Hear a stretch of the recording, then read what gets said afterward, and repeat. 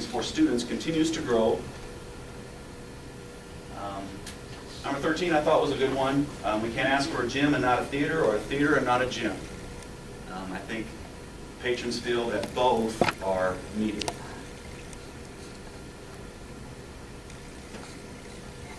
This was some history that was given to me. I'm not sure if I have all the years right, but in the current high school was built in 1976. In 1974, the community of Geneva voted down the bond. In 1975, they passed the bond. The cost of the bond in 1975 was the same as the cost of the bond in 1974, except when the bond passed in 1975, the performance theater was gone and a lot of other square footage. I think that's just kind of relates to going back to where we are now with the economy and how things are very competitive right now. And number 15, the Fillmore Central levy is lower, considerably lower in some instances than surrounding districts. These were total levies without bonds. We were at $1.05. Friend was $1.24. Sutton $1.14. Clay Center, before they merged, was $1.42. Exeter Milligan $1.22. York $1.13. Meridian $1.25. McCool $1.13. So that's definitely a plus in our favor. We came up with some considerations against. There wasn't a lot of that. People on the committee were pretty much for this, so the for list is a little bit longer. But I think the main ones are in there. Obviously, will the hospital need float? And if you don't know what I mean by float, we went to vote for the hospital, and we had to vote because if the hospital can't pay the bills or the bonds, then we would have to pay as taxpayers. And I just called that float. So will the hospital need float? Obviously, a consideration against is the cost to taxpayers. Will there be a bond for the senior center? I know that is a discussion right now. And then some might say the student enrollment in the high school would be a reason to go against. But it's not too bad. In 1976, we had 224 students in grades 9, 10, 11, 12.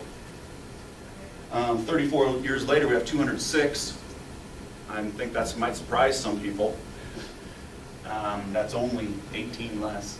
And then in 2018, if I just took my current first, second, third, and fourth graders that I have down in my building and just added up, put them here, that's 184, which is, I think that's pretty respectable. And then we had some considerations. I don't know if they're for or they're against or if they're neutral. So we put them as neutral. Are there donors? The downtown gym could be used by the city if they wanted it for their use. And then another neutral was the current gym we have now. In 2008, the architect said the downtown gym is a solid building. It is a solid building, but you need to spend some money on it. And but then you'd still have that fourth campus and an old gym connected to another building that we do not own. I think I'm coming to the end here. Information learned, ideas. Our current gym capacity, I know some people on the committees asked that. What's our current gym capacity over here right now? It's 1,075. If you've been to Centennial this year, they put in a theater, they put a fire sprinkler system through the entire school. They did a lot of remodeling, some new offices, concession stands, the updating of the entryway and the front of the school. They had an 8-cent bond for 18 years. They renegotiated that due to the favorable rates right now. They're down to 5 cents in 17 years now due to the favorable interest rates and increasing land values. An idea that was brought up by this committee was that maybe there's a possibility of a certain dollar amount donated or pledged before a bond vote. And one of the members on the committee wanted to know what percentage of our students, get their or live on the farm or have their main income come from farming or agriculture, and roughly 15%.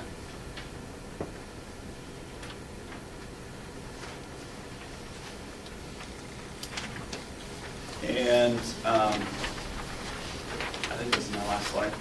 I just think the facilities committee that we worked with just wanted to make sure that let the Board of Education know that, if there is more work that we need to do or you want us to do, I think you just need to let us know, and we'll be willing to help out in that regard. Before I sit down, I just would see if there's anything that anybody on the committee, like I said, these are not my thoughts, these are our thoughts and our input, all of us back here. If you have anything you wanted to add, please do so at this time. If you have questions, you can sure. Yes.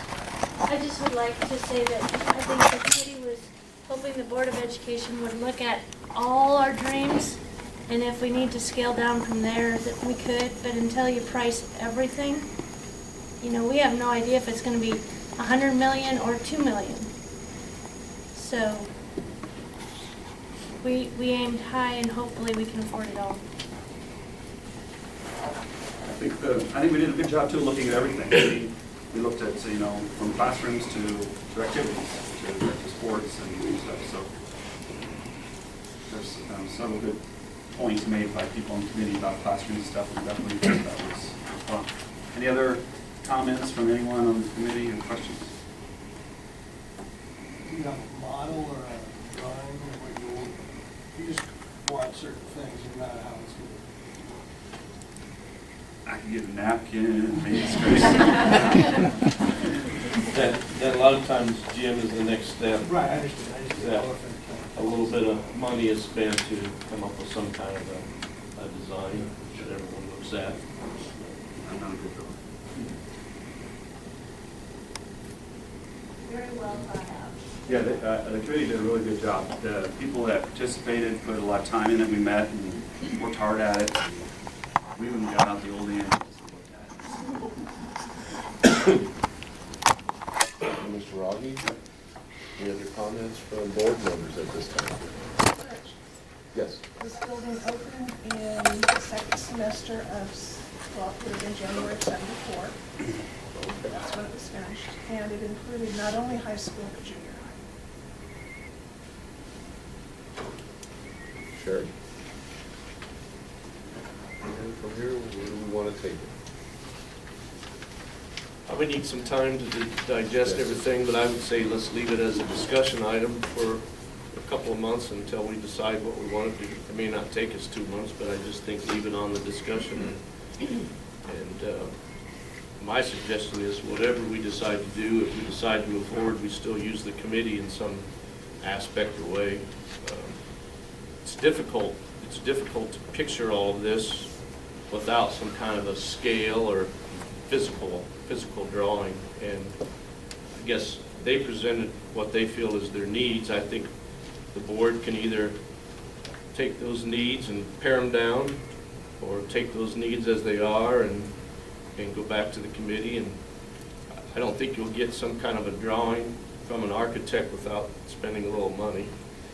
But,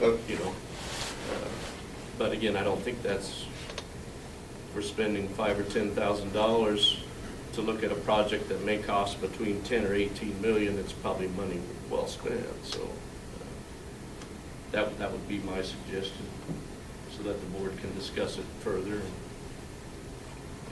take a look and make sure those are the things. The board's role really is to make the decision: do we put this forward to the public or do we not? That's really the board's decision, because the community will have to vote on it if you want to go that route. If you think the timing's bad, you can make that decision. But really, your decision comes down to taking a look at their needs and making sure you agree that they are our primary needs, and then determining when or how you're going to take that back to the public. So, Well, as a board, I recommend that we do leave it on as a discussion item at this point, and we'll go from there. The Facilities Committee, thank you very much for all you have done in representing this and putting this out to us, so thank you. We'll move on then to discussion item B, city paving assessment. And we were all sent some issues on that. And I believe we have Kyle and our mayor here. I sent a diagram basically where the proposed development, which is north of our bus barn, the city would like to pave that I don't know, Kyle's at a block or a little more than a block that goes east On J Street. on J Correct. Street. Extend J Street All the way to 19.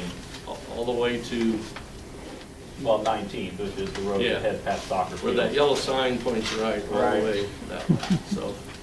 And of course, the school district owns the entire south side, and so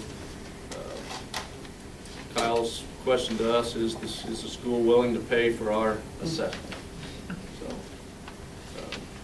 it's a discussion item this month, it's action next month.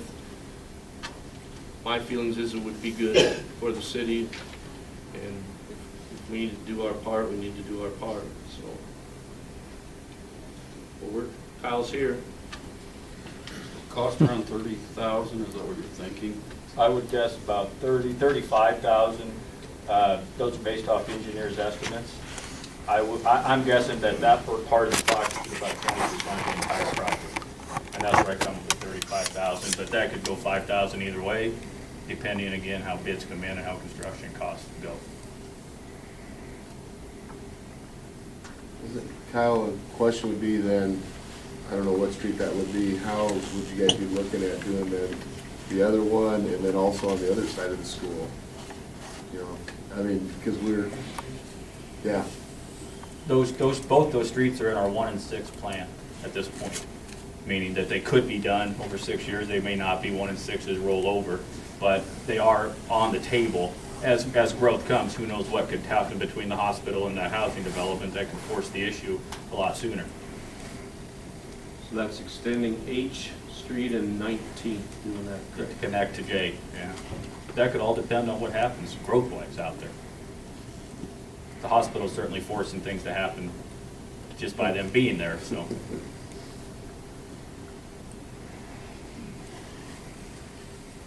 I guess I don't know if I have any questions, but the other one is we're staying with that ditch in there in the culvert because, and I was explaining to some of these folks, if we don't have that, I really got to look at it, we have no drainage of that field out there, and that drains into that ditch too, you know, behind where I live, and it's Right. like, so we're still staying that 60 foot, that's been, nobody's, That's, yeah, that part, that's not changing. Okay. Between your ditch, however, the stormwater that'll run off your bus barn, so to speak, that hits the street, it's actually gonna be going to the east, down the Legends Lane cul-de-sac, and then out to the north that way. It won't be going under the road. It'll be a whole system different than what you see there. The engineers have guaranteed me that drainage will be, they say substantially better than it is now. but we're still saying that. Yeah, as far as your part, your backyard goes, that No, area that's- still, that hasn't changed a thing, right? But the drainage on the bus barn part would go out east, is that what you're saying? It would come off onto J Street. There'll be a couple inlets almost right in front of the bus barn. And where that pipe will go east and then down the cul-de-sac and then on out to the north, all underground. But that's the plan for drainage. There won't be no ditch to speak of on the bus barn side. I guess I agree with Mr. Norvell, it's part of being a good citizen, right? Well, it's great for the whole city, I think. Any other questions? Thank you, Kyle. Good. Mayor? Okay. We'll put that to a action item for next month. Next one is discussion item C, board work session, goal setting. I think I talked with a little bit last month, but we normally do a goal setting in January or February. I think it would be more valuable for us at this time, having board members that have relatively little experience. A lot of them haven't served a full term, that we actually have a board work session that NASB would come right out here to Fillmore Central and do some professional development. And I think if you're in agreement, I think it's just a matter of us trying to pound out a date to do that. And I think it would be good for all of us, and we require professional development of our teaching staff, and our administrators take part during the year in professional development. I think it would be good for the board to do that on occasion too. It's not like we'll do it every year, but I think it would be good for us to do. So